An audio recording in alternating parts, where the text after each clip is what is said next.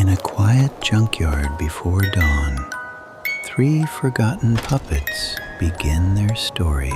The junkyard is quiet under a flickering streetlight. Piles of scrap rise like dark hills. At their center sits a crooked wooden puppet theater, half buried in trash bags. An orange tag on one bag flutters. Crush at dawn. A jolt shakes the little theater. Inside, a glove puppet fox sways awake on his hooks. One ear is torn and clumsily stitched. His painted mouth looks like a permanent, worried frown. From a nearby box, Owl, a one-winged marionette, stirs and blinks. Dragon, a floppy sock puppet with faded scales, tumbles out after him with a playful flop. They spot the tag. Owl drags it closer, and all three stare at the words. In the distance, a garbage truck's engine rumbles to life. Fox's eyes lower. In a brief memory, birthday kids point at his torn ear, giggling. A grown-up apologizes for the old puppet show. The laughter echoes as Fox shrinks back into the shadows. Dragon suddenly mimes a crowd beyond the junkyard fence, hands framing his eyes like binoculars. Owl looks around and spots a flat garage roof just above the fence line. He points, then taps the tag.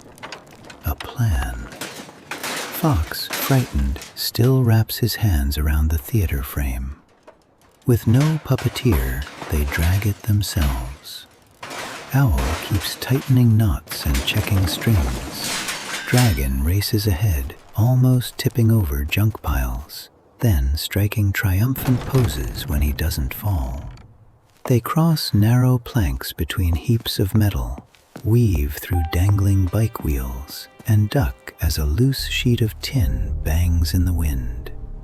Whenever they step into an open area, Fox freezes, staring at the invisible audience of the night.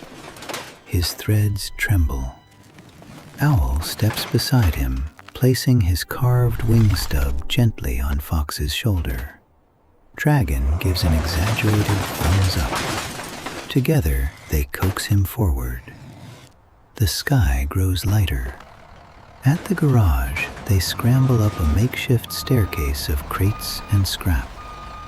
It wobbles dangerously. The theater nearly slips back. Fox, remembering one kind child's gentle smile from his past show, braces himself and pulls harder. Slowly, they make it to the rooftop. Up there, they can be seen from the street. The theater's front is broken, but a white sheet hangs from a nearby clothesline. Dragon drags it over.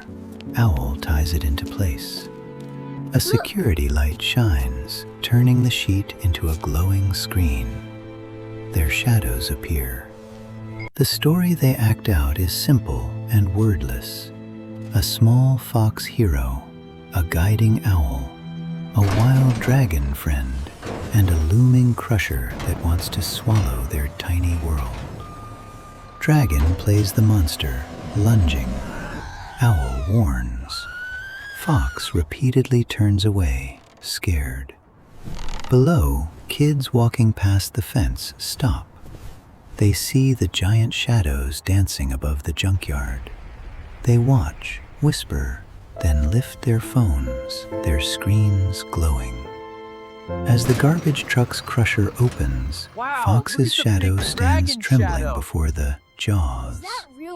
Owl and Dragon move to leave, but Fox lifts his head, steps forward, and reaches out. The kids' phone lights brighten the sheet, turning Fox's silhouette into a bold, dark figure ringed with soft light. Fox, Owl, and Dragon link hands and stand together in front of the jaws. The garbage worker looks up, surprised, then notices the orange tag dangling from the theater. He hesitates, then rips it off and smiles up at the puppet's shadows. Moments later, the theater sits safely on the passenger seat of the truck. As they roll away from the junkyard, the rising sun pours in. Fox's stitched frown catches the light, and for the first time, it almost looks like a smile. In the first light of sunrise, 3 brave puppets discover a new beginning.